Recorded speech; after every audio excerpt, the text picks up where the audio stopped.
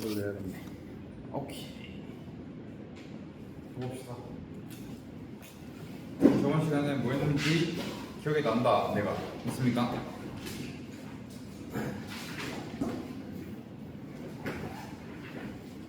그래, 내가 뭐 했는지 기억이 난다.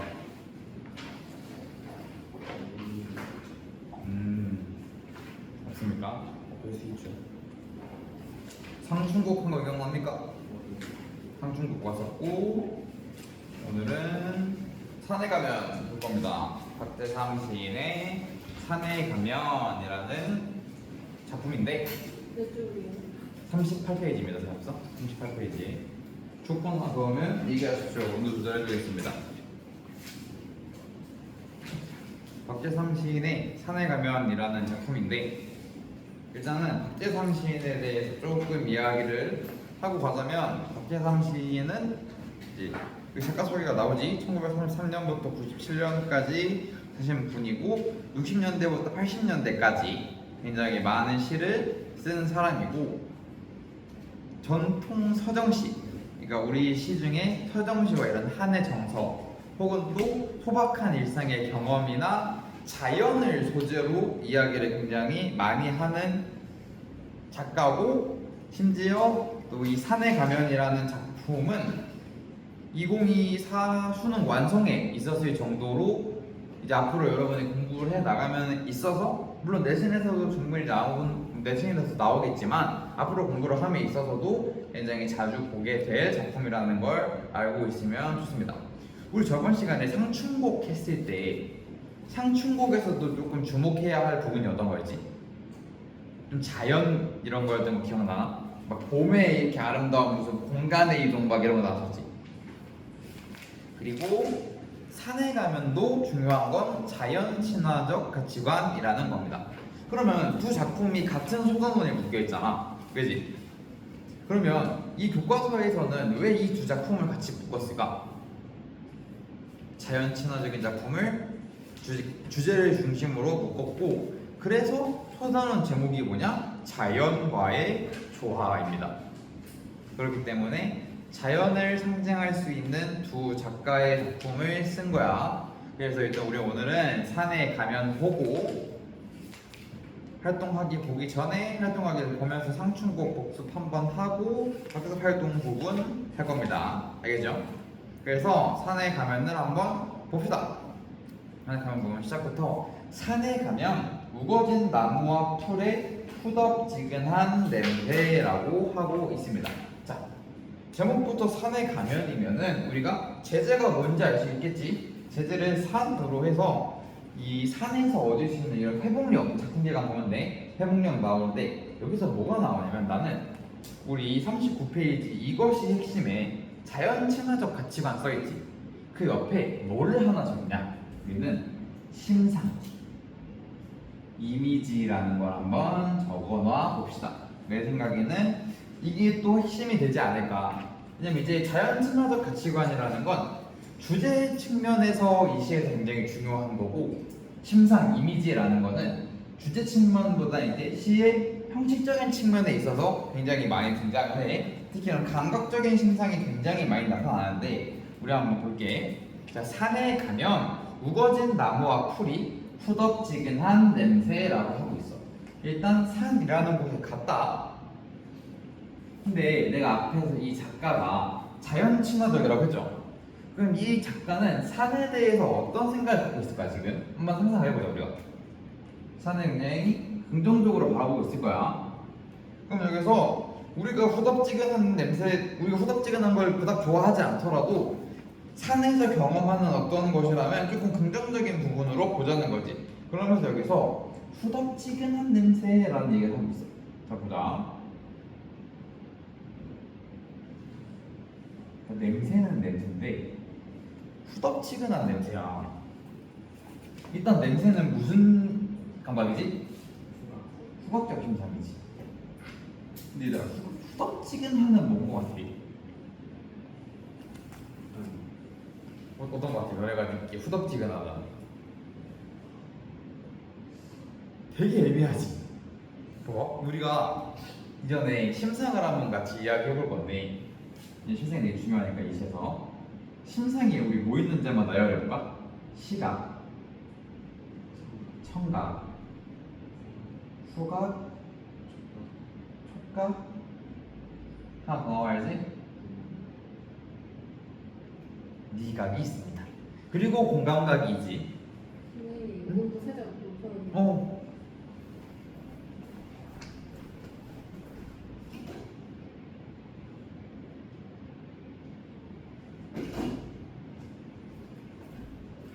이게 되게 재밌는 게, 너 처음에 공부하고 이제 수업 준비하면서 찾아봤는데 이 후덥지근한 냄새를 결국에는 모두가 공감각이라고 해석하는 건 맞다? 근데 사람마다, 나는 이제 처음에 이걸 공부할 때 전공 때도 이 소설을 봤는데 이걸 논문을 찾아봤거든, 관련된. 그 어떤 것도 후덥지근한을 정확하게 파악을 못해. 그러니까 되게 애매한 거야. 그래서 내 생각에는, 물론 이제 여기서 학교 선생님이 어떻게 말씀하시냐에 따라 달라질 거야. 그러나 공감각은 틀리지 않아. 내 생각에는 개인적으로는 후덥지근하다는 촉각에 가장 가깝지 않을까라고 나는 생각합니다. 왜냐면 일단 청각, 미각은 아니지. 후덥지근한 맛이 아니니까. 맛이 이상하잖아. 후덥지근한 게 날씨가 눈에 보이진 않지. 그럼 시각도 아니거든. 근데 냄새가 후각인데 이걸 공감각이라고 본대. 그러면 사실 남은 게 얘밖에 없거든. 그래서 우리는 촉각이라고, 내 생각에는 그렇게 보는 게 맞는데, 혹시 학교에서 내 선생님께서 어떻게 뭐 다르게 보시는 게 있다거나 이 부분에 있어서 뭐 후덥지근하니 어떤 감각인지 뭐 강조를 하지 않으신다면야 뭐 했어야 되지만 그렇게 중요하진 않습니다, 그렇게. 그래서 결국 얘는 뭔 얘기냐? 공감각적 심상을, 이미지를 그려내고 있다. 심상 이미지 같은 말이지. 홀령도 눈도 코도 없는 것에 흙 냄새까지 서린. 또 심상 이미지 나왔다. 흙 냄새는 뭐야? 흙 냄새는 이거는 그냥 후각이지. 후각 이미지다 이거. 흙 냄새는 아 여기다 하고 눕고 싶은 목숨의 골짜기 냄새. 어때? 형식적인 측면에 있어서 그 감각적 표현 엄청 많이 쓰지. 벌써 3번 나왔어. 구현인데. 자 한번 보자. 이 내용을 보자. 1년에서 이런 우거진 풀들, 나무들을 통해서 이러한 것들이 굉장히 생명력 있는 거지. 봐봐. 우거진이 무슨 말이야 얘들아? 우거지다가 많다, 그지? 이렇게 우거져 있다. 그러니까 이렇게 생명력 있는 나무와 풀들에서 통해서 이렇게 산에서 이렇게 생명력을 느낀 사람이 이연에서 아 여기다 하고 눕고 싶대. 그러니까 이 산이라는 공간이 이 시에서 말하는 이는 휴식의 공간인 거야. 생명력을 얻는 휴식의 공간, 생명력을 회복할 수 있는 휴식의 공간. 그래서 여기를 통해서 이 산이라는 공간에서 생명력을 회복할 수 있다는 거지. 그래서 3년으로 가면은 한동안 거기가 어디겠어? 산이겠지, 그지? 산에서 내 몸을 쉬다가 오면, 산에서 휴식을 하고 오면 쉬던 그때는 없던 내 정신이 비로소 풀빛을 띈대. 무슨 빛? 풀빛. 이건 또 무슨 감각이지 얘들아? 그지? 이거는 시각적 감각이다. 그지? 풀빛을 띠면서 나뭇잎 반짝거림을 띈대. 이건 또 뭐야? 반짝거림도 시각이지. 굉장히 많이 쓰인다, 이미지적으로. 띠면서 내 몸 전체에서 정신의 그릇을 담는, 또 나온다. 후덥지근한 냄새를 내게 한다. 봐봐. 이거 이제 우리가 조금 시 내용적인 걸 좀 떠나서 본 거고, 시 내용적으로 설명을 한번 보자. 이 시의 제목은 산의 가면이야. 그럼 우리는 이 시에 말하는 이가 산에 가기 전과 후에 차이가 있다는 걸 시를 통해서 느낄 수 있어야 되지. 자, 저는 잘 몰랐어도 산에 가서 뭘 얻어와 얘는? 예를 들어 뭐 풀빛이라던가 뭐 반짝임, 그지? 뭐 후덥지근한 느낌, 후덥지근한 냄새, 뭐 우거진 나무 막 이런 요소들이 너네 입장에서는 생명력이 있어 보여, 생명력을 잃은 것 같아 보여. 그치, 생명을 얻은 거지. 그러니까 이런 것들을 통해서 이 시에서 말하는 이는 산을 다녀온 후에 산으로부터 생명력, 자, 이런 부분들은 또 서술형에서 충분히 나올 수 있겠지. 생기를 얻었다는 거야. 근데 이 지문에서 얘기해. 산에 가기 전에는 어땠대? 한번 보자. 내 몸을 쉬다고 하면은 쉬던 그때는 없던 내 정신이라고 하고 있다.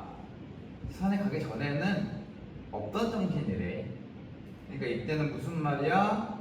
생명력이 생명력이 없었는데 산에 다녀온 후에 이런 풀빛 반짝거림, 후덥지근한 냄새, 우거진 나무, 푸른빛 반짝거림은 초록빛 이런 느낌이잖아, 그지? 이런 걸 통해서 우리가 산으로부터 생명력을 얻었어 라는 내용의 시인 거야. 사면에서 산에 가면, 이 후가 산에 간 후는 결국엔 다시 말하면 산에서의 휴식을 이야기하는 거겠지, 얘들아? 산에서의 휴식을 통해서 내가 이러한 생명력과 생기를 얻었다 라는 내용을 말하고자 하는 거야. 그러니까 보통 우리 문학에서 이 자연이라는 요소를 굉장히 긍정적으로 보지, 얘들아. 봐봐. 이 자연이라는 요소가 되게 많은 작품에서 다루어지는데, 자연과 도시 이 두 가지 요소를 비교해보자. 너네는 어디가 더 좋니? 그러니까 뭐 그런 이미지 상관없이 너는 어디를 더 좋아해? 그러니까 내가 여행을 이번에 피서를 가기로 했어, 친구들이랑. 자연을 좀 봐간다. 어디든 갈 수 있대. 자연을 여행하러 가고 싶어? 도시를 구경하러 가고 싶어? 도시, 그지? 우리 남자 도시를 좋아해도 돼. 나도 도시를 좋아합니다. 예를 들어서 선생님이 이번에 5월에 연휴 때 도쿄를 갔다 왔는데, 나는 도쿄의 도시가 너무 좋더라고. 나도 괜찮은 사람이거든, 얘들아. 그러면 도쿄 가면은 서울보다 건물이 높아. 서울의 가장 붐비는 역이 내가 알기로 강남역이거든. 근데 강남역도 출구가 그렇게 많지 않고, 선생님이 대학에 나온 부산의 서면이라는 것도 출구가 한 8개밖에 없어. 근데 일본에서, 도쿄에서 가장 큰 지하철역 출구가 몇 개인지 알아? 200개래, 200개. 지하철역 출구가 200개인 거야. 봐봐. 이런 걸 우리가 한번 생각을 해보자. 선생님이 괜히 선생님 여행사랑을 한 게 아닙니다. 이 도시는 이미지가 어때? 굉장히 붐비고 바빠, 그치? 좀 바쁘지? 근데 자연은 우리가 이미지가 어때? 예를 들어 내가 뭐 계곡에 놀러 갔어. 그래서 도쿄에 가서 이제 도쿄 근방에 있는 그 섬까지는 아니고 기차를 타고 좀 시간이 걸려서 가는 숲 이런 데를 갔는데, 이제 그거 뭐 슬램덩크 뭐 원본에 뭐 그런 고등학교가 있는 뭐 그런 곳이 있는데 거기가 사람이 없어. 너무 조용한 거야. 보통 자연의 이미지는 어때? 좀 조용하고, 그지? 도시에 비하면입니다. 지금 여기는 조용하고 조금 깨끗하고, 도시에 있을 때보다 뭔가 마음이 편안해지지. 그리고 어쨌든 이게 뭐 어떻게 고정관념일 수도 있겠지만, 그래서 우리 문학에서는 이러한 조용하고 깨끗하고 편안한 이 자연의 공간을 어떻게 말하냐면 여기를 굉장히 순수하다라고 얘기해. 순수한 공간이고, 또 어떤 공간이냐? 아름답다. 그러니까 우리 문학에서 보통 그렇다라는 거야. 우리의 생각과 다르더라도 이거 이제 우리 문학을 써온 여태까지 사람들의 생각이었던 거니까 아름답기도 하고 좀 뭐랄까 생명력이 있는 공간. 이 시에서뿐만이 아니라 조금 그런 경향성이 있다는 얘기지. 근데 여기는 붐비고 바쁜 이 이미지를 어떻게 생각하냐? 조금 인위적이고 파괴적으로 봐. 어때? 굉장히 대조가 되는 부분이다. 그지? 이런 걸 통해서 우리는 뭘 해야 된다는 거야? 자연, 친화적인 삶을 살자는 거지. 물론 무조건적인 자연 친화적인 삶이 뭐 나랑 안 맞을 수도 있고 이게 뭐 무조건 좋다고 말할 수는 없겠지 우리 삶 속에서. 근데 이제 우리 문학에서 보통 이러한 자연 친화적인 삶을 굉장히 긍정적인 요소로 느끼고 우리가 본 지금은 산의 가면을 봤지만 우리 저번 시간에 뭐 봤습니까? 이걸 그대로 풀고 오면 상춘곡의 주제도 자연 친화였지. 기억납니까? 상춘곡의 주제도 자연 친화였기 때문에 상춘곡과 산에 가면 살펴봅시다. 상춘곡은 고대가요지, 고전가요지, 왜냐면 시긴 하지만. 그리고 산에 가면은 뭐야? 현대시지. 시대가 바뀌었는데 자연을 바라보는 관점은 바뀌지 않았어. 그럼 우리가 내신에 나오지 않을 수 있지만 어떤 걸 생각해야 되느냐? 우리 문학의 발전 과정 속에서 우리 문학은 이 자연을 굉장히 긍정적으로 인식하고 있구나라는 걸 생각을 하고 이 두 작품을 비교하면 좋겠지. 왜냐면 두 작품이 같은 소도전에 묶여 나오고 문제를 선생님이 출제하셔도 같이 묶어서 되겠지. 가의 상춘곡, 나의 산에 가면 같이 가능성이 굉장히 높을 거다라고 하는 겁니다. 그래서 산에 가면이라는 시를 통해서는 이 인간과 자연이 굉장히 가깝게 지내야 한다라고 이야기하고 있는 거야. 지울게.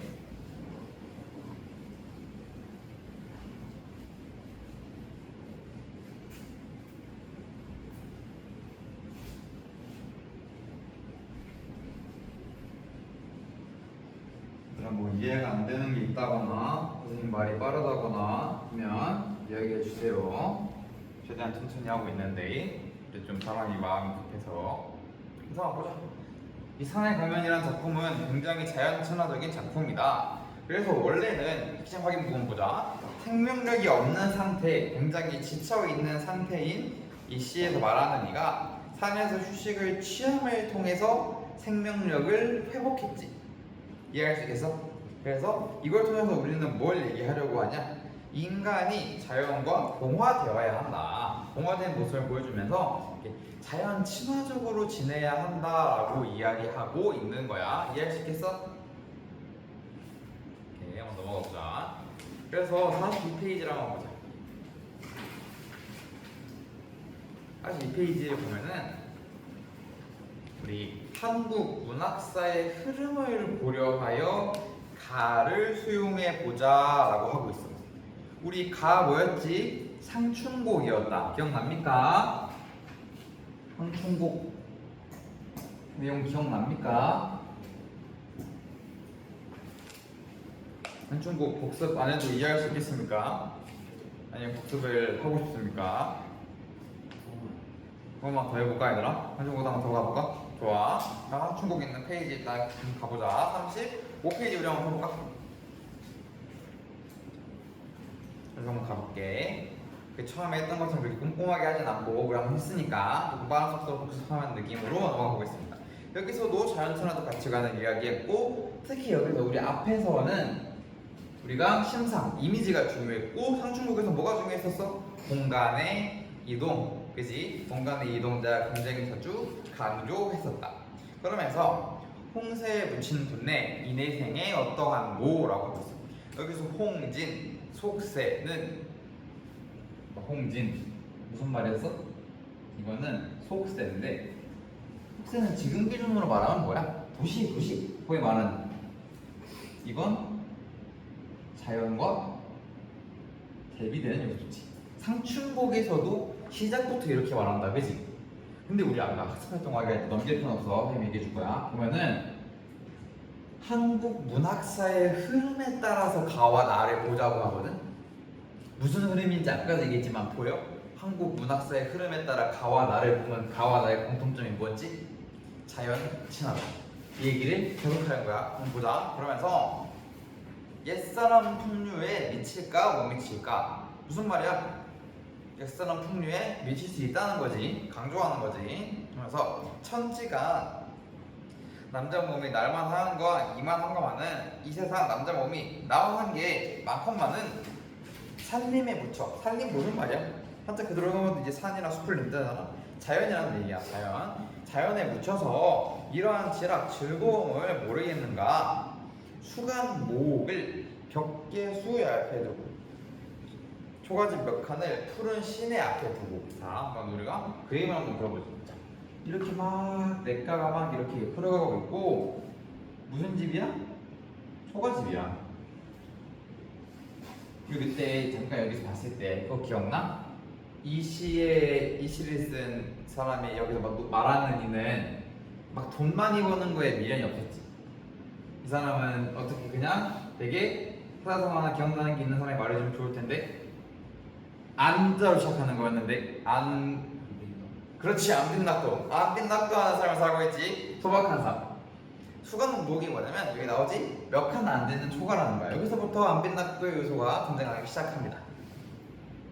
송죽 우를리에 송죽이 울창한 곳에 풍월주인 자연의 주인이 되었구나. 풍월주인은 여기 나온 것처럼 바람과 뭐 달의 주인 뭐 이런 말인데 그냥 자연 속에 사는 사람이란 거야. 그래서 부분에서 자연에 이런 묻혀 사는 본인의 삶을 이렇게 막 얘기하고 있어.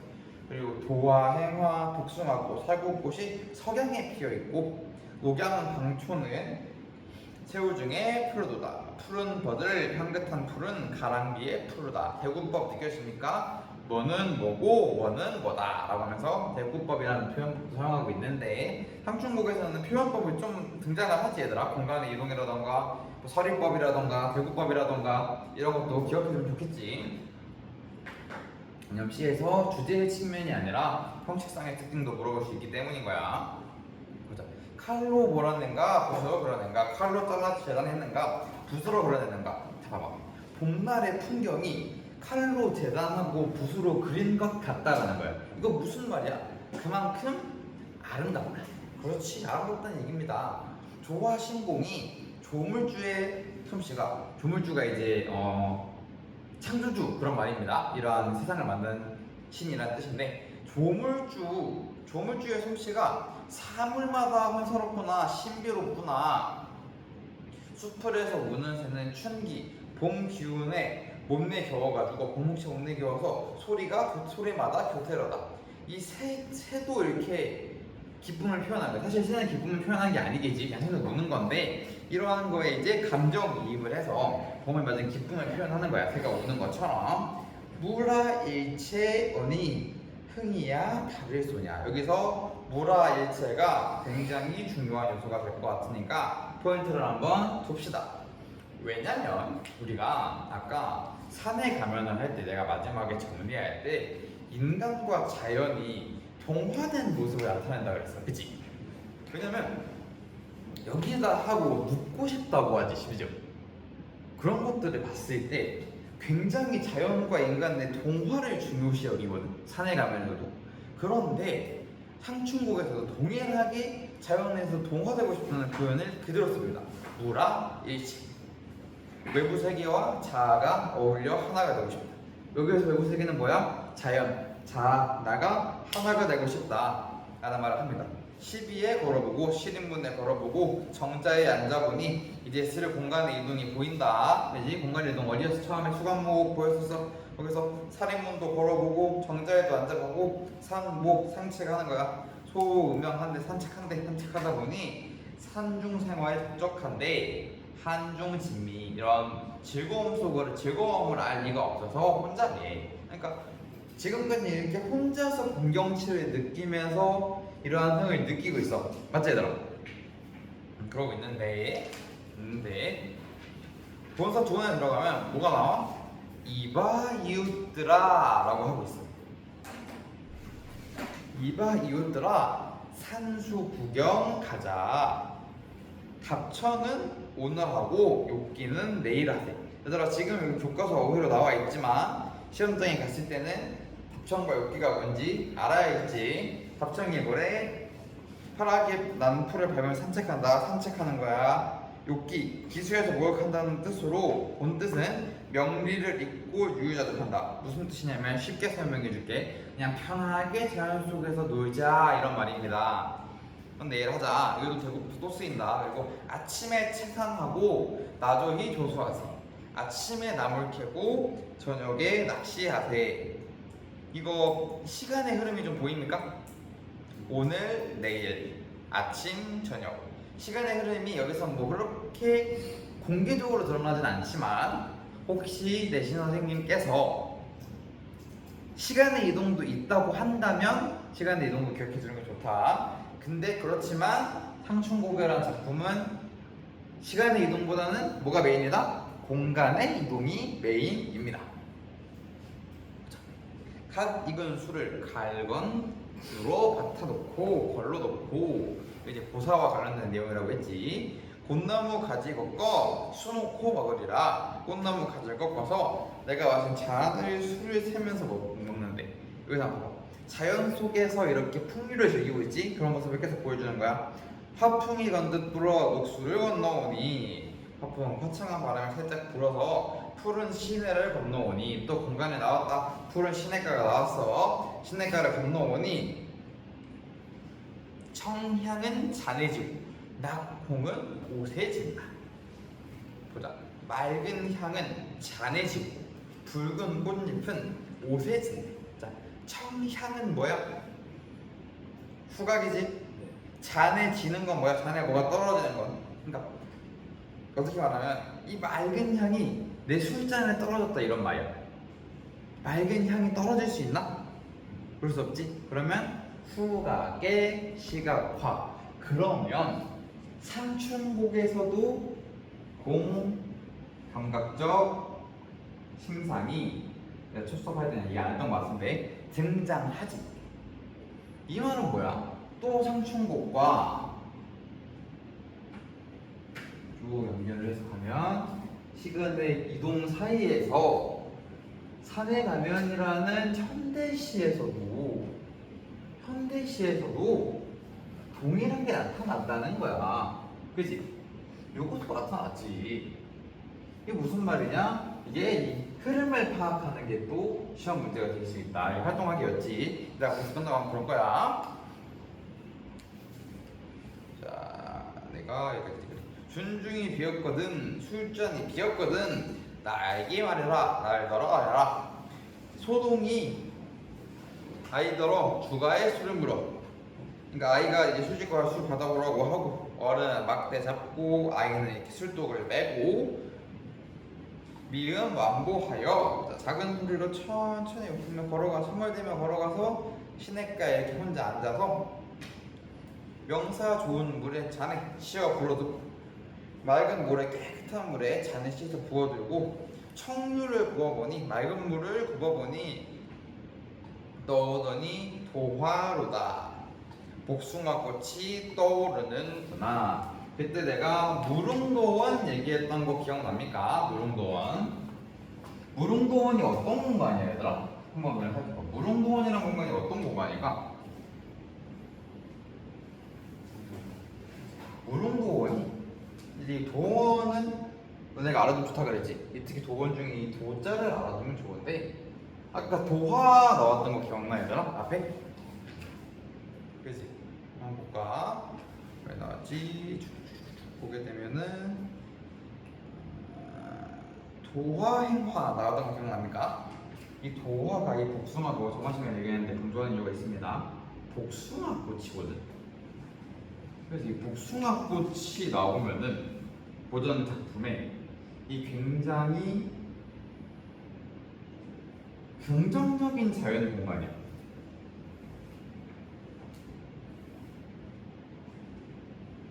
그러니까 물론 보통 고전 시나 현대 시나 자연적인 공간을 굉장히 긍정적으로 보지만 유독 이 무릉도원이 그런 이 자연적 가치의 좀 뭐랄까 끝판왕이라는 거야. 그런 곳이야. 그러니까 그런 곳, 이런 도화가 떠오른다는 거야. 무릉도원이 막 떠오른다. 무릉이 가깝도다. 내가 있는 이곳이 무릉 같다. 그래서 저들이 그곳인가. 근데 무릉 도원, 이 원은 이제 공원 할 때 그 원자가 쫙막 펴있는 곳이 여기 거긴가. 송간서로 소나무 사이 좁은 길에 진달래꽃을 묻혀들고 부여잡고. 자, 우리 진달래꽃 언제 핍니까? 봄에 피지. 삼천곡은 주제가 봄이지 춘자 들어가니까. 그래서 두 가지가 이게 나오는 거야. 봉두에 급히 올라. 또 공간 이동했다. 봉두에 급히 올라 구름 속에 앉아보니 천촌말락 수많은 톨락 수많은 집들이 곳곳이 벌려있네. 연화일휘 무슨 말이래? 안개와 노을빛이 빛나면서 그냥 아름다운 경치야. 여기서 뭔가 좀 경치 같다 싶으면 그냥 다 아름다운 경치를 퉁치면서 이해하면 돼. 또 여기도 아름다운 거야. 비단에 펼쳐놓은 아름다운 경치가 비단 같다. 무슨 말입니까? 비교법이죠. 지교법이죠. 표현 방법 또 나왔네. 공간학교 신동도 나오고 여기서는 지교법, 또 대구법, 또 뭐 나와? 서리법. 표현 방법 많이 나온다. 다 물어볼 수 있는 거야 충분히. 엊그제 검은 들이 봄빛도 넘치는구나. 엊그제는 왜 검은 도리라고 했어? 봄 전에 계절이 뭐야 얘들아? 겨울이지. 겨울이니까 겨울 검은 들이었단 말이야. 그러면서 이제 결사로 가. 결사에서는 얘들아 메인 주제가 뭐였어? 뭔가 좀 자연의 아름다움보다는 좀 이 소박한 사람이 굉장히 관계였었다. 기억납니까? 그러니까 여기서 보자. 공명도 날거리고 부기도 날거리인데 봐봐. 근데 공명은 내가 그때 뭐라 그랬어? 공명은 명예야 명예. 명예랑 돈이 날거리인데 얘네는 사람이 아니지. 생명체가 아니지. 누군가를 좋아하고 꺼려할 수가 없지.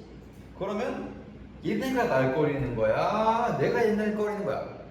내가 얘네를 거리는 거야. 그렇기 때문에 여기서 또 표현 방법 나온다. 뭐가 나와? 주객전도.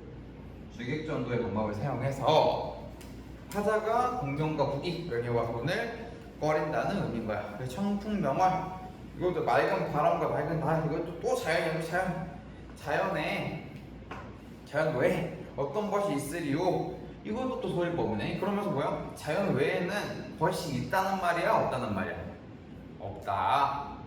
단표 누항에, 단표 누항 뭐였습니까? 누항에 먹는 한 그릇의 밥과 한 가지의 물. 이것도 그냥 비유적인 표현인데 청빈한 삶, 조금 가난한 삶을 나타내는 대표적인 단어야. 단표 누항에 헛된 생각 아니하네. 아무튼 백년 행락이 한 평생의 삶이 이만한들 어떠하다는 거야? 이만하면 너무 좋다. 여기 자연 속에서 안빈낙도 삶을 사는 삶이 너무너무 좋다라는 작품이었지. 다 기억이 납니까? 그래서 화자는 어떤 사람이었어? 자연 속에 사는 걸 굉장히 긍정적으로 보는 인물이었다. 그치? 그래서 우리 또 삼중국 복습을 빠르게 했습니다. 그러면서 한국 문학사의 흐름을 고려하여 가를 수용해보자.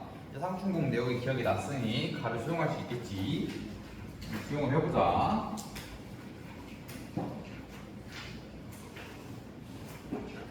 수용을 해봅시다. 자, 삼춘곡 제목에 유의하래. 내가 또 늘 말하는 건데 작품에서는 제목이 가장 중요한 것 중 하나입니다. 왜냐면은 이 제목의 뜻을 이해하면은 우리가 시를 이해하기 되게 편하거든. 우리 아까 산에 가면도 그랬지. 산에 가면이 제목이야. 근데 시의 내용이 뭐야? 산에 가서 생명력을 얻었다야, 그지? 근데 상춘곡은 한자잖아. 우리가 대충 이해 가능한 한자가 춘곡 정도지. 이 상자가 무슨 상자인지 뭐 혹시 알 수도 있지만 선생님 한자를 잘하지 못해서 내가 고등학생 때는 몰랐던 한자인 것 같아. 보자. 이 상자가 무슨 상자냐? 즐길 상자입니다. 즐기다 상자. 추는 무슨 춘자래? 봄춘자지. 목은 무슨 곡자래? 가락곡자래. 이거 무슨 뜻이겠어? 만들면 봄을 즐기는 노래지. 맞습니까? 그럼 보자. 여기서 우리는 뭘 보냐면, 자, 이 즐기는 거는 화자의 태도거든. 그지? 화자의 태도야. 그리고 화자는 어떤 걸 즐기고 있냐면 이게 대상이지. 봄이라는 대상을 즐기는 태도로 느끼고 있는데 여기서 노래가 나와야 돼. 자, 노래라는 거, 즉 문학 작품에서 시 갈래잖아, 그지? 우리가 현대적인 관점에서 봤을 때 그러려면 이 시라는 작품에서는 뭐가 느껴져야 돼, 얘들아? 갈래적으로 어떤 게 느껴져야 돼?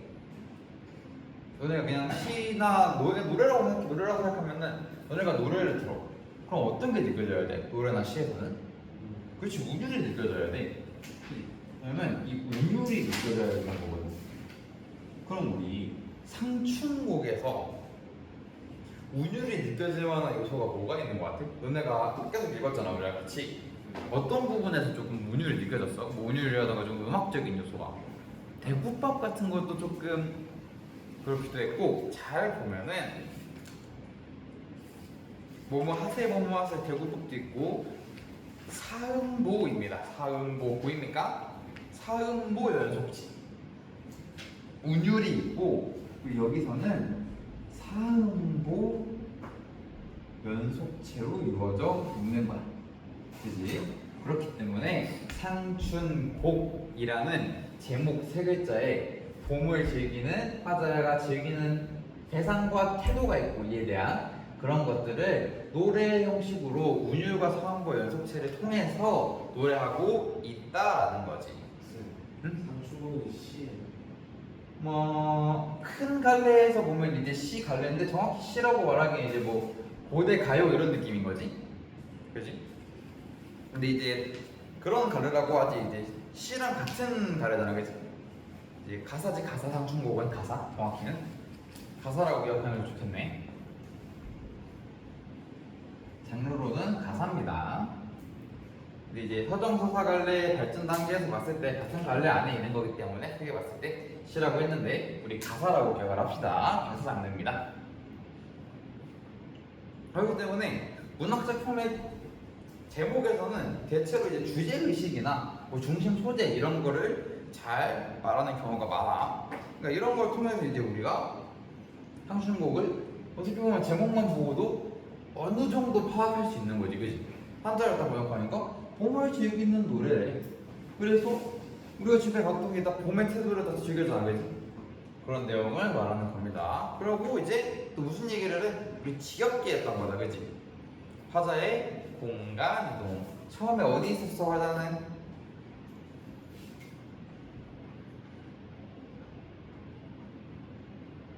공간 이동 측면에서 봤을 때 화자는 어디 있었죠?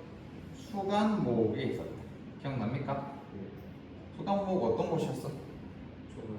초가지였어, 그지? 그러다가 어디로 이동했어? 정자. 시린문에 있다가 정자로 갔지? 그랬다가 또 어디로 갑니까? 이제 시내가? 좋아. 틀려도 되다. 시내로 갔다가 끝은 어디로 가? 봉우리였지, 봉우리? 봉두? 기억납니까? 이게 공간 이동을 했었어. 이 공간 이동을 통해서 굉장히 봄의 풍경을 이제 물씬 느낄 수 있게 했었지. 기억나? 자, 근데 이렇게 이런 수간 모옥에 있을 때 화자가 어떠한 정서를 느끼는 부분들이 하나하나 있거든? 봐봐. 그냥 한번 넘겨볼게. 35페이지 한번 봐봐. 35페이지 한번 보자.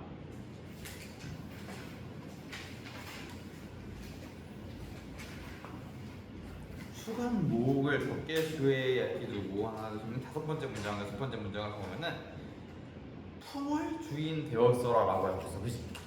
이게 무슨 말이냐면 이 수간 모옥에 있을 때 화자가 느끼는 태도가 필요하다. 어떤 태도를 즐기는지. 이 상춘곡은 봄을 즐기는 화자의 태도가 나오니까 여기서 품을 주인을 통해서 화자의 마음이 크게 느껴지는 거야. 아, 이곳에 있는 걸 통해서 본인이 이 자연의 주인이 된 것 같은 감정을 느꼈구나 라고 하고 있는 거야.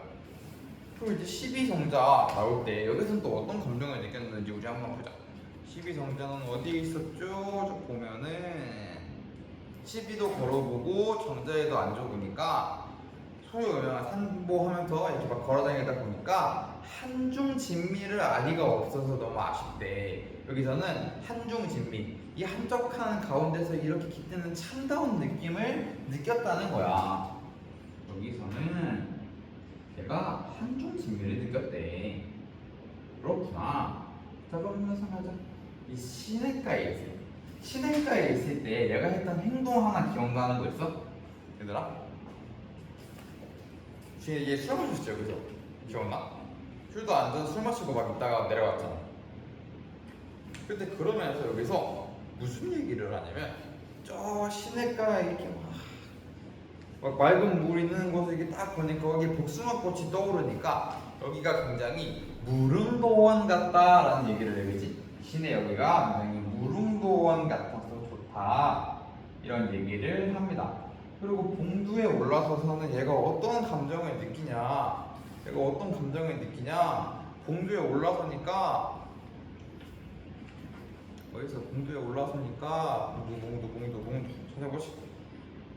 연하인이 이렇게 유효하다 이런 걸 통해서 막 정말 이 봄의 느낌이 너무 좋다라고 하면서 여기서 막 백년생각을 느끼는 거야. 내가 봉두에 올라가서 그냥 더 이상 공간 이동이 없지 얘들아. 봉두 이후에 그럼 많이 생각해보자. 결사 부분에 있어서 이 공명도 날 거리고 부기도 날 거린다고 얘기하고 있을 때 얘가 공간 이동이 없으니까 봉두에 있는 거지. 그리고 감정 표현하는 게 백년생각이지. 자부심과 만족감을 드러내는.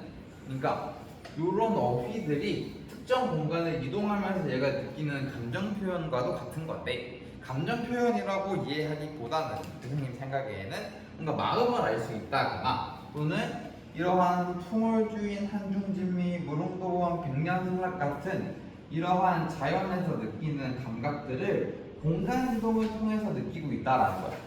그러니까 이 작품에서는 좀 이따가 얘기하고 공간의 이동을 통해서 뭘 보여주냐면 일단 봄의 풍경을 보여주기도 하고 본인이 자연에서 느끼는 감정을 이야기하기도 하는 거야. 왜냐면은 제목에서 상춘곡이라고 했기 때문에 이 즐기고 있음을 보여줘야 되는데 모든 이제 움직임을 통해서 이것들을 보여준다는 거지. 그러니까 공간 이동이라는 형식상의 특징을 통해서 봄 풍경과 감정을 제안하는 주제적 측면을 강조할 수 있었다라는 거야. 이 내용이 그 내용입니다. 알겠지? 그래서 이렇게 상춘곡을 이해하면 된다. 이게 한국 문학사의 흐름을 고려해서 수용하자 그랬잖아. 이게 무슨 흐름이 있을까 그러면? 흐름을 알려면 뭘 알아야 돼? 우리 나다평인 산해가면을 가야지. 해봅시다. 한국 문학사의 흐름을 고려하여 이번엔 나를 수용해보자. 한번 지울게. 조대제더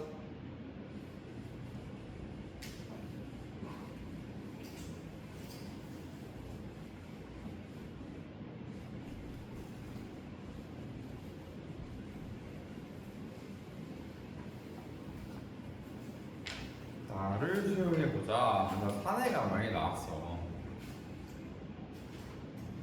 하도 얘기를 많이 해서 자연 친화적인 건 다 알겠지만 계속 얘기할 겁니다. 시험 직전까지. 그래서 빈칸의 처음에 이시의 내용 정리해보자 라고 하고 있어. 1년이야 하면 내용 정리하는 거야. 1년에서는 산에 가서 후덥지근한 냄새 기억나? 우거진 풀과 나무들 하면서 나무와 풀 냄새를 맡았고 자연에서 눕고 싶다고 했어. 이 눕는 행위를 통해서 내가 아까 뭐라 했었지? 자연과 동화되려고 하는 모습이 많이 느껴졌다. 그지? 그러면서 산에서 쉬면서 정신과 몸이 달라진대. 그럼 보자. 여기서 자연을 어떻게 형상화하는지 우리가 한번 보면은 막 예를 들어 우거진 나무, 그지? 우거진 나무 눈을 생각나는 자연 표상을 얘기해야 돼. 후덥지근한 냄새 또 뭐가 있을 수 있을까? 풀빛, 그지? 이런 거 다 기억나? 막 흙냄새 막 이런 거 있었지. 자연에 느껴지는 거, 막 이런 것들이 있었어. 근데 이런 것들이 좋대 싫대? 좋대, 그지? 긍정적인 거라는 거야. 우리가 그래서 이런 이 긍정적인 것들을, 자, 긍정적인 건 아까 말했던 것처럼 주제야, 그지? 근데 이거를 어떤 형식으로 표현했어? 어떤 형식을 끌어내? 심상이라는 거 기억납니까? 그지? 다 심상. 특히 이 이미지라는 거를 끌어내서 굉장히 다양한 심상을 이용을 해가지고 이 생명력 넘치는 자연의 모습을 표현하고 있다는 것이. 그래서 다음 페이지 넘겨보면 이제 한국 문학사가 전개되는 과정에서 나타나는 특성을 보자라는 거야. 얘들아 졸리니? 피곤하지? 피곤하면 하지. 주말인데 다들 계약은 했습니까? 학교는? 다음 주 월요일. 마지막 주말이네? 마지막 주말에 학원에 있다니 마음이 아프다 그죠? 지금 시우, 서정이, 아유리, 윤경이, 주원이는 안 왔는데, 그지? 내 친구는 오지 않았는데 몇 명이 됐다. 5명은 이제 안 왔는데 뭐 안 올 이유가 있었겠죠. 이게 나는 이게 와가지고 학원 수업 듣고 있고 그지? 재미도 없고 상충도 없고 막 이거 왜 알아야 되는지도 모르겠고 한국 문학사 전개과정 관심도 없고 그지? 중학교 때 나도 지금 전 선생님 전공을 해서 뭐 여기에 있지만 국어라는 과목이 참 재미가 없다, 좀 지루하다는 생각을 되게 많이 하는 게, 특히 문학에서 어떤 생각을 하냐면 이거 한번 너네 45페이지를 한번 보면은 초록색 글씨로 뭐라고 써놨는지 알아요? 주체적인 관점에서 작품을 해석하라고 얘기하고 있거든. 그게 지금 웃음의 의미가 뭔지 느껴집니다. 근데 그래놓고 답을 정해놨다? 뭐 여기서 보면은 학생들이 어떤 점에 초점을 두고 작품을 감상했는지 생각해보자라고 해놓고 정호, 유미, 소연, 학보미가 답을 정해놓고 관점을 해석했어. 이제 이게 참 이제 문학에서 너네가 지루할 만한 거지 사실은. 이제 우리가 어쨌든 문학 작품을 왜냐면 산에 가면을 보고 자연을 사랑한다고 느끼지 않을 수도 있는 게 문학인 거거든 사실은. 그러니까 물론 이제 산에 가면 교과서에서는 그렇게 얘기하고 있지만 그렇게 느끼지 않아도 돼 사실은. 근데 이제 우리는 문제의 정답을 맞추기 위해서 이렇게 하고 있는데 이거를 주체적인 관점에서 해석한다고 말하는 게 조금 이해가 안 될 수 있죠. 뭐 나도 뭐 그렇게 이게 늘 이해가 되진 않았고, 그래서 여러분들을 위해서 막 수많은 선택 과목을 만들어 보잖아. 그래서 정말 국어가 좋다면 수많은 선택 과목들을 수강하면서 선생님이 전공한 이 국어교육과에 와보는 것도 재밌습니다. 우리 이제 독서 수업 듣는 이제 친구들은 안에 이제 선생님 한 번씩 이게 대학교 얘기를 해주거든. 해줬었거든 한 번씩. 그지? 뒷수업 오늘 마지막 수업은 친구들 내 얘기 많이 하지. 대학 얘기. 여러분도 공부 열심히 해서 대학교 가서 그때 놀면 정말 재밌어. 대학은 아무도 나한테 뭐라고 안 얘들아. 지금 너네 예를 들어 학교를 안 가. 학교 안 가면 어떻게 돼? 학교에 전화 오지. 대학교는 수업을 안 가도 학교에서 전화가 안 와. 학교에서 전화를 왜 해? 학교에서 전화 안 합니다. 그냥 결석한 사람이야. 심지어는 교수님이 내가 안 왔는지도 몰라. 출석을 안 부를 수도 있어. 너네 요새 아침에 조례 시간에 출석 부르나? 안 부르지. 그러니까 대학도 안 부를 때가 있거든. 그럼 그냥 나는 학교를 가지 않았지만 내가 학교를 오지 않은 걸 내 동기들만 알아. 교수님도 모르고 학교도 모르고 이 심지어 이제 집과 학교가 멀어 떨어져 있으면 우리 엄마 아빠도 몰라. 아니 맞잖아. 내가 지금 교실에 있는지 강의실에 있는지 기숙사 방에 누워서 아직 꿈나라에 있는지 모르니까. 그러니까 그런 이제 재밌는 세상이 뭐 빠르면 20살, 늦으면 그 뒤에 벌어질 수도 있지만 저는 여러분이 20살에 즐겼으면 좋겠고 그냥 선생님은 21살에 즐겨서 좀 이제 즐거운 생활을 위해서 지금 조금 재미가 없는 걸 하더라도 어쩔 수 없지. 뭐 이제 앞으로 3년 뒤에 3년도 안 남았지 이제 이해하기 시작했으니까 11월 수능만 끝나면 끝이잖아 사실상. 물론 뭐 면접도 있고 하지만 면접? 선생님은 제주대 면접 보러 왔습니다. 현역 때 제주도 오라 그러더라고. 온라인 면접일 줄 알았는데 그래서 제주도 왔어. 수능 끝나고. 그러니까 이런 재밌는 일들이 수능만 끝나면 더 많이 벌어지니까 열심히 공부를 하면서 해봅시다. 조금 주말에 공부하기 싫고 졸릴지라도 지금 열심히 공부해놓으면 언젠가 여러분한테 돌아옵니다. 나는 돌아온다고 믿습니다. 지금 열심히 해보자. 그리고 정말 다행인 건 얘들아, 이것만 끝나면 다음 단어는 흥부전이거든? 흥부전은 좀 재밌어.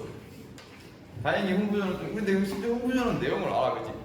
그 흥부전은 또 재밌고, 선생님이 또 소설을, 내가 소설 수업하는 걸 들은 친구들이 없을 텐데, 내가 소설을 하면은 또 더빙을 합니다. 선생님이 고등학교 때 실제로 영화 더빙을 경험했기 때문에 선생님이 연기를 좀 합니다. 선생님이 또 흥부전 이제 목소리 바꿔가며 즐거운 흥부전 판소리가 진행될 예정이기 때문에 조금만 참고 재미없는 한국 문화사를 한번 살펴봅시다.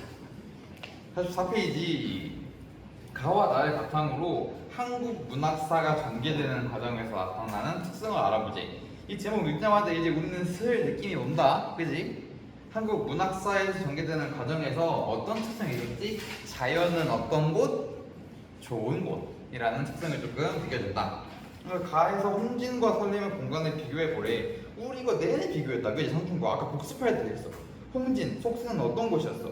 공명과 부귀를 위한 공간, 도시 공간, 그런 곳이었지. 산림, 자연은 어떤 곳이었어? 만족감을 느끼고 즐거움을 느낀다. 자연에서 안빈낙도하며 사는 게 즐겁다. 그리고 나의 화자에게 산이라는 공간은 산에 가기 전에는 정신이 없었어. 없던 정신이었는데 산에서는 우거진 나무와 풀, 그리고 그것의 후덥지근한 냄새, 그리고 내 몸 전체에서 마지막에 후덥지근한 냄새 한 번 더 얘기하지 얘들아. 좀 뭐라 그래? 내 몸 전체에 정신의 그릇을 넘는 후덥지근한 냄새를 내게 한다는 거야. 그러니까 이 화재에게 사는 이런 냄새를 딱 받아들이면서 이런 뭔가 우거진 풀들 같은 요소를 통해서 산을 통해서 생명력을 회복하고 자연과 동화가 돼. 그럼 결국에는 큰 틀에서 봤을 때 자연과 동화되는 거, 심지어 가에서도 얘기 나왔었지, 물알일치하는 거와 같이 자연의 공간은 3번 선지랑 3번 질문인 거야. 가와 나의 화자가 자연에 대한 공통적인 태도는, 이거는 이제 정말로 서술형 시험이 있다면 서술형에서 쓸 수 있는 최고의 문제인 거지. 이 서단원, 2단원, 3단원을 통달하는 최고의 문장인 거야. 가의 화자와 나의 화자는 모두 자연을 무슨 공간? 긍정적인 공간, 어떤 태도? 자연 친화적인 태도를 보이고 있다라는 걸 우리가 알 수 있는 겁니다. 이해했습니까? 계속 얘기했던 거죠 사실. 그러면서 주제적인 관점에서 해석하고 그 내용을 친구랑 공유해보지. 자, 내가 이제 학교에 갔어. 근데 이제 갑자기 정호라는 친구가 가는 봄날의 흥취를 느끼며 만족감을 노래하는 작품이야. 자연에 묻혀 사는 조선시대 사대부들의 풍류를 느낄 수 있었어 라고 얘기하면 나는 별로 친구 안 하고 싶을 것 같거든 얘랑. 그 감상 평 알겠는데 이렇게 감상 사실 안 하잖아 우리. 근데 뭐 그래 근데 정호 친구들은 그냥 그렇게 생각하나 봐. 유미는 뭐라 그러냐면 가는 속세를 부정적으로 바라보는 작가의 인식이 드러난 작품이야. 공명도 날거리고 부귀도 날거리니 어떤 헤엄에서 이런 생각을 엿볼 수 있었어. 뭐 그래. 그러니까 학공이가 뭐라 그래? 나는 지친 몸과 정신이 자연에서 회복되는 모습을 통해 시각적으로 생생하게 전달하고 있어. 불빛이 띄면서 나뭇잎 반짝거림에 띄면서와 같은 구절이 인상적이야. 박범이도 똑똑한 친구인가 봐. 그러니까 소연이는 또 뭐래? 나라는 작품은 나무와 풀의 냄새, 흙냄새, 골짜기 냄새와 같이 후각적 신상을 활용하고 있어. 나도 산에 갔을 때 느껴본 냄새라 이러한 표현들이 인상 깊었어. 그래. 그래. 그렇구나. 나 학교에서 이렇게 교복 단정히 입고 이렇게 말하는 친구도 본 적 없거든. 뭐 그래. 근데 이제 여기서는 뭘 말하고 싶냐면 우리 한번 오른쪽에 가면은 문학 작품의 감상의 관점이라는 게 있거든. 이거 얘기하고 싶어서 이게 나온 거야. 그러니까 우리가 수많은 관점으로 문학을 해석할 수 있다고는 늘 공부하지. 근데 이러한 문학을 바라보는 수많은 관점이 존재한다. 근데 이런 것들을 크게 봤을 때 외대적 관점과 내대적 관점이라고 하는데, 얘들아 단어만 들어봐봐. 외대적 관점은 어떤 관점일 것 같아? 한번 생각해봐. 작품을 보는데 외대적 관점으로 볼게.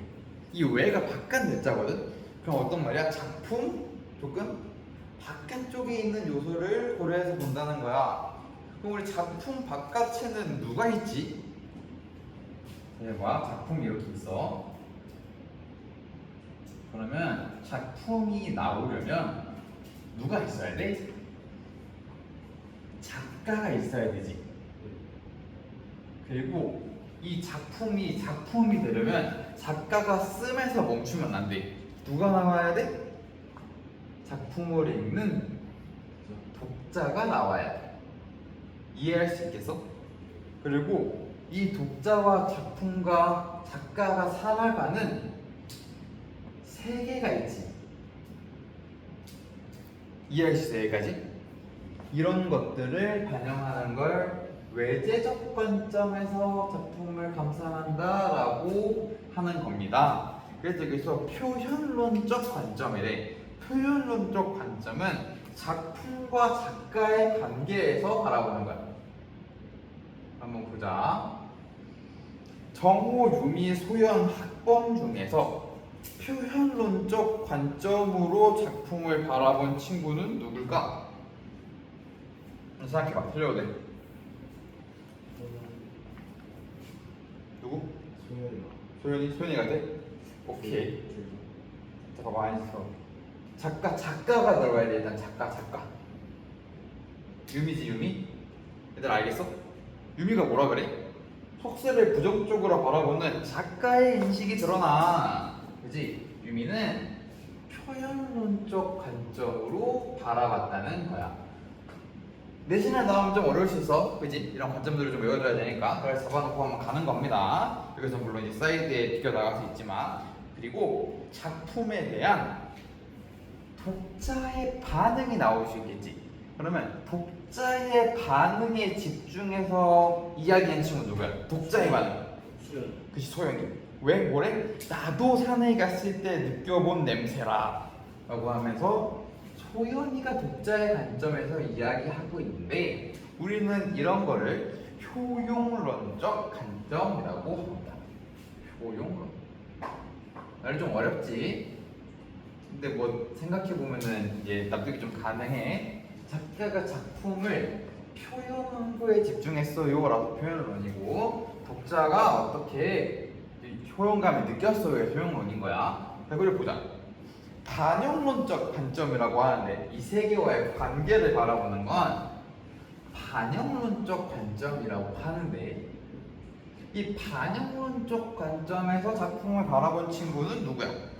세계를 봐야 돼. 세계를. 정호. 그지? 정호 같아. 왜? 정호 왜 정호한? 자연에 묻혀 사는 조선 시대 사대부들, 시대에 대한 이야기를 하지. 얘들 이해할 수 있겠어? 이거는 정호야. 그럼 봐봐. 우리 지금 정호, 유미, 소연 나왔어. 정호, 유미, 소연이 걸으면 누구 나왔어? 학범이 나왔지. 학범이는 되게 작품에서 사용한 표현 구절에 집중하고 있지 않아 지금? 그치? 우리는 이런 걸, 자, 우리 지금까지 이거는 무슨 관점이라 그랬어? 이거를 크게 보면 외제적 관점이었거든. 근데 또 뭐가 있었어? 내재적 관점이 있었지. 이 내재적 관점은 뭐냐면 정말로 이 작품만 보는 거야. 작품만. 그래서 작품 말중 요소, 작가, 세계, 독자를 다 배제하고 작품 내부의 요소, 작품 내부의 구절, 표현, 방법 등에만 집중해서 보는 거지. 그래서 여기는 이거는 절대론적 관점, 절대론이라고 하는데 왜 절대론이겠어? 다른 거 다 빼고 작품만 본다. 절대적인 이 작품의 존재로서, 작품의 존재로서만 본다. 그래서 절대론이라고 하고, 우리 교재에서는 학범위가 절대론적 관점으로 작품을 관람하고 있습니다. 이해할 수 있겠나요? 이게 이제 그 소연이 보면 뭐 표현한 것도 많았는데 얘도 절대로 맞아. 왜냐면 맞아. 앞부분 같은 경우는 소연도 사실 어느 정도 절대론이라고 볼 수 있지. 그지? 그냥 소연이가 주문장 얘기하잖아, 그지? 왜냐면 봐봐. 나무와 풀의 냄새, 흙냄새, 골짜기 냄새. 근데 그렇게 보면은 유미도 내재적 관점이어야 돼.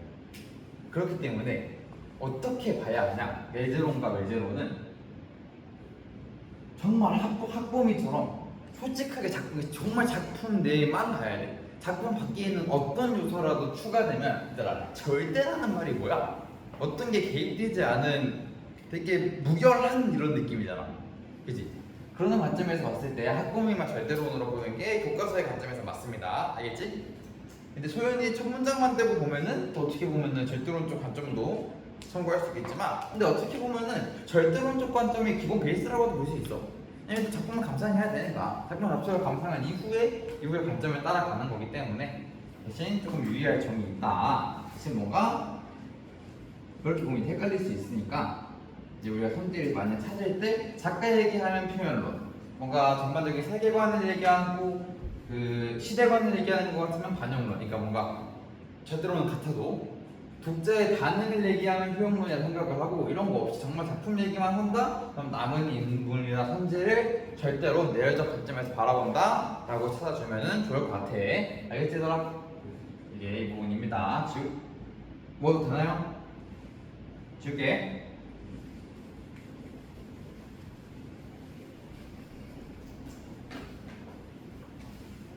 오케이. 그래서 다음 페이지로 넘어가면은 사실 모르겠어. 다음 페이지로 넘어갈 거 그렇게 많지 않아. 다음 페이지에서는 가와 나에 대한 여러분의 생각을 이야기하고 공유하자고 하는데 어떤 생각이 드니? 그 생각 안 되지. 그렇구나. 이런 작품이구나. 라 생각이 들겠죠. 근데 이제 뭐 이런 게 뭐 수행 평가라던가 그런 부분에서 느낄 수 있는 거고 이게 어휘력 키우기 부분 보이니 얘들아? 86페이지에 여기 이렇게까지 한 번 더 나왔다는 건 조금 포인트가 될 수 있는 어휘이기 때문에 반드시 뜻을 외워주면 좋습니다. 알겠지 얘들아? 그래서 소등학 2단 한번 정리해보자. 소등학 2단에서 가장 임팩트 있게 기억해야 하는 건 뭐였어? 한국 문학의 특성 중에서 자연 친화적 가치관을 기억하는 게 좋다. 자연의 아름다움도 표현하고 어울리면서 조화롭게 지내자 라고 했었어. 그래서 상충국에서는 자연에서 뭘 느꼈어? 만족감을 느꼈지. 안 빈낙도하는 삶을 즐겼고 산에 가면에서는 휴식을 통해서 생명력을 회복하고 있다. 결국에는 둘 다 자연의 공간은 긍정적인 공간이고 이걸 통해서 자연 친화적인 태도를 보이고 있다라고 할 수 있어. 그러고 나서 더 읽어보기가 여기 단원에도 또 나오는데 혹시 학교 선생님께서 대신 시험 기간에 송민국, 누왕사, 산이 날 에워싸고 가을 떡갈나무 숲을 얘기하셨다거나 수업을 또 하셨다거나 작품을 다룬다고 하면은 선생님한테 이야기해주세요. 이 작품들도 볼 건데 이 작품들 역시 굉장히 비슷한 성격을 띱니다. 오케이? 그러면 우리가 해야 할 부분은 39페이지로 한번 다시 돌아가 볼까? 6번 문제 보입니까? 6번 문제 얘들아 6번, 7번 있고 다시 42페이지로 가면 1번부터 46페이지 7번까지지.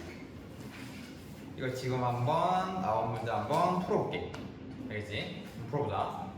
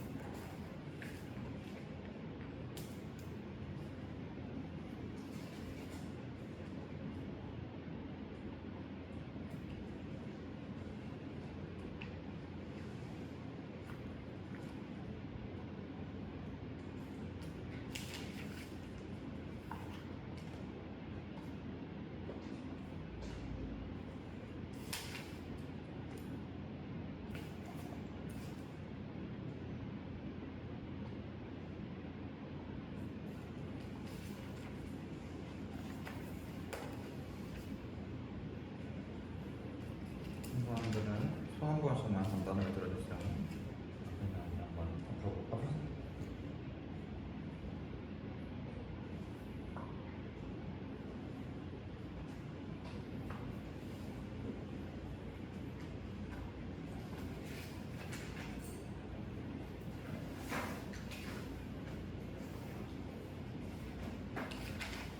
다 못 푼 사람 있습니까? 없죠? 하면 되지. 갈게. 자, 39페이지 보자. 이 시의 표현상의 특징으로 가장 적절한 것은 이라고 얘기하고 있다. 이 시에서 나타난 표현상의 특징. 가장 대표적인 게 딱 뭐가 생각나야 돼? 방식적 특징, 표현상의 특징이 감각적 심상, 이미지, 그지? 그래서 2번 되겠다. 감각적 심상을 통해서 사용해서 대상을 형상화하고 있다. 어떤 심상 쓰였습니까? 후각 쓰였죠? 시각도 쓰였죠? 공감각도 쓰였습니다. 알겠지? 그래서 2번이 정답이 된다. 역설적 표현 안 나오고 수미상관 후덥지근한 냄새 때문에 헷갈릴 수 있었을 수 있는데 수미상관 아닙니다. 이 정도는 단어도 없고 의문은 종결령의 사리법도 없죠. 영탕도 없습니다. 감탄에 드러낸. 그래서 정답은 2번. 7번 보자. 이 시에서 화자는 어디에서 휴식을 취해야 되더라? 산이라는 공간에서 휴식을 취하고 있으며 그걸 통해서 생명력을 회복하고 있다라고 하고 있어. 자연도 맞을 수 있는데 구체적으로는 산이라는 정확한 위치를 얘기했으니까 산이라고 적어주는 게 더 좋아. 자연도 오답이라고 할 수는 없을 것 같네. 근데 좀 선생님께서 구체적으로 보시면은 자연을 오답으로 처리할 수도 있을 것 같아. 이왕이면 이 작품에서는 산이라고 기억을 해두자. 1번 다시 42페이지. 자, 상춘곡의 제목의 의미로 가장 적절한 것은, 자, 뭐였어? 일단 어떤 단어가 들어가야 들어가야 돼. 그치, 우리가 이거를 지금은 객관식 선지로 나오고 있지만 서술형 시험이라고 한번 생각을 해보자. 그러면 어떤 게 들어가야 되면은 봄 노래는 무조건 들어가야 돼. 그러면 1, 3, 4는 선택의 여지가 없지.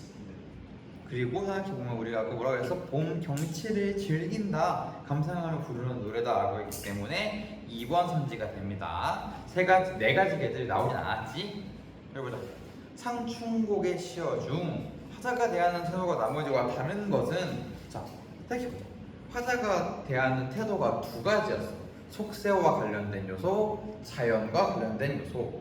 그러면 이 둘 중에 어떤 걸 고르느냐겠지. 자, 공명 보자. 공명은 어디랑 관련된 요소야? 속세야, 자연이야? 속세지. 우릉은 어떤 곳이야? 자연. 백년행락은 어떤 거였어?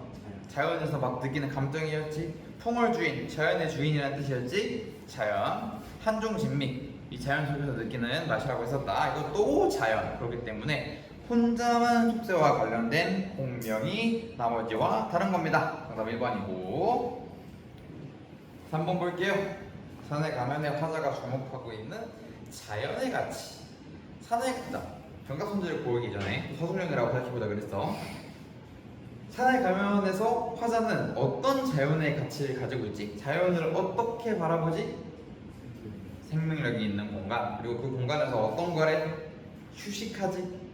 그러면 가장 중요한 거 자연 친화적이어야 돼. 일단 자연을 긍정적으로 바라본다가 1번이 되겠고, 자연에 대한 관점이 자연에서 휴식을 취하고 회복한다, 그런 내용이 있는 게 이제 5번이 되겠지. 근데 뭐 경외심을 느끼게 한다. 근데 경외심이 이제 좀 뭔가 존경심과 두려움이 합쳐진 그런 느낌인데 그런 거 아니고, 뭐 생명체 보존에 대한 얘기는 아니었지. 그리고 뭐 자연은 인간의 일상을 영위한다, 뭐 이런 일상에 대한 얘기 아니었고, 경제적 가치 더더욱 아니지. 사망 선지가 잘 아닌 것 같은 느낌은. 또 정답은 적절한 걸 고르는 거니까 5번을 선택하면 됩니다.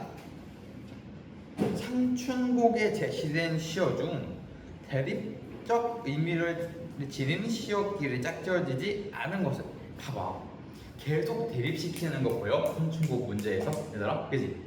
그럼 상춘곡의 이 키포인트는 뭐란가요? 홍진과 산림의 비교. 자, 1번 보자. 홍진, 산림, 대립 맞아? 그지? 북이 풍월 맞아? 공명, 산순 어때? 공명은 명예라 그랬어. 명예랑 상급을 대조 맞지? 청풍명월, 연화일주의. 연화일이 어디서 나왔는지 기억나 얘들아? 연화일이 뭐였는지만 다시 보러 가자. 연화일이가 36페이지 밑에서 두 번째 줄에 등장합니다. 연화일리는 비단을 펼친 듯 이라고 하면서 지규법 얘기하면서 아름다운 자연 경치를 비유한다. 안개와 노을이 비는 햇살 이런 거였거든. 36페이지에 연화일리 자연이야. 청풍명월은 또 우리 어디서 나왔을까? 청풍명월도 어디서 나왔을까? 청풍명월은 마지막 부분 결사 두 번째 줄에 나옵니다. 청평명월 외에 어떤 것이 있냐? 어떤 것이 없다. 자연 말고는 것이 없다는 뜻이었지. 둘 다 어떤 거야? 둘 다 자연의 공간이지. 그래서 대립적인 의미가 아니라 같은 의미입니다. 정답은 4번. 후푼해음, 백년행락. 후푼해음 뭐였는지 기억나는 사람? 후푼해음. 헛된 생각이야. 헛된 생각. 결사 부분에 나온다. 얘들아, 보면은 문제가 우리 현대어풀이로 안 나오고 원본으로 나오지. 그래서 숙제와 관련된 부분인데 너네가 문제를 푸는 숙제가 될 거야. 기본적으로 특히 상충곡은 이 현대어풀이 말고 이 위에 있는 원본으로 조금 읽고 이해하려는 좀 생각을 하면서 한번 3번 정도 읽으면서 너네가 현대어풀이를 해봐. 좀 복습을 해보면 좋을 것 같아. 너네가 뭐 필기한 부분도 있고 내가 얘기한 부분도 있을 거 아니야? 그런 부분의 생각을 현대어 풀이로 하지 말고 원본 풀이로 3번 정도 반복을 하고 내가 문제 풀라는 숙제 부분 풀면 좋겠어. 왜냐면은 이렇게 4번 문제처럼 나오면 너네가 이 부분이 어디서 나왔는지 헷갈릴 수 있거든. 이런 부분을 좀 주의해보자. 5번 볼게. 4번 정답 4번이고 5번 봅시다. 산에 가면에서 화자에게 산이 갖는 의미는 어떤 공간이었어? 서술형으로 보면 생명력의 회복, 자연의 동화, 그지? 그래서 정답은 1번입니다. 밑에 4개는 좀 많이 생뚱 맞지? 한번 보자. 6번 15페이지에 상충곡을 절대론적 관점에서 감상한 내용으로 가장 적절한 것은? 이라고 하고 있다. 얘들아, 절대론적 관점이 뭐였어? 작품만 보는 거. 그렇지, 작품만 보는 거. 1번 보자. 이 작품의 작가는 나오자마자 절대론 아니지, 표현론이 되겠지. 작가 얘기 나오니까. 이 작품은 사음보 연속체로 운율을 형성하고 있는 것이 특징이야. 어때? 작품적인 내용만 나온다. 근데 이 개념이 좀 헷갈리면 세모치고 한번 넘어가 보는 거야. 이 작품은 역설적인 상황을 제시하여 주제의식을 부각하고 있어. 이것도 뭔가 절대론적 관점 같지만, 얘들아, 상충곡에서 역설적인 상황이 좀 있었나? 내가 역설법이라고 말한 적 있었나? 그치? 그래서 틀린 거야. 알겠지? 역설적인 상황이 없어. 4번 보자. 이 작품은 조선 후기에 부조리한 현실제도에 대한 비판이 들어있어. 부조리한 현실제도 비판도 뭐 어느 정도 있지만 일단 기본적으로 내용 자체가 틀렸다기보다는 관점이 틀렸지. 이거는 가령 원점 관점이 될 거다. 5번 보자. 이 작품을 읽고 나도 산에 가서 휴식을 취해야겠다는 생각이 들었어. 나도 독자네. 효용론적 관점이지. 그래서 6번의 정답은 2번이 될 수 있는 겁니다. 알겠죠? 7번의 정답은 관점이 될 거야. 동일한 작품이라도 사람마다 감상이 다양한 이유는 작품을 바라보는 관점이 달라서다. 왜? 여기서 우리 관점이 되는 이유는 우리가 문학작품 감상의 관점 4가지를 배웠기 때문입니다. 알겠지, 얘들아? 하고 오늘 여기까지 하고, 숙제는 내가 아까 말했던 거 3번 좀 읽어보려고 노력하면 좋을 것 같고, 소단원 평가 한번 풀어봐봐. 알겠지? 그러면 48페이지부터 51페이지까지가 숙제가 되겠네요. 이건 풀어봅시다. 풀어보고 다음 시간에 이거 같이 해설하고 소단원 3단원 해학과 풍자 풍부전 들어가도록 하겠습니다. 알겠지? 네, 여기까지 할게. 수고했다.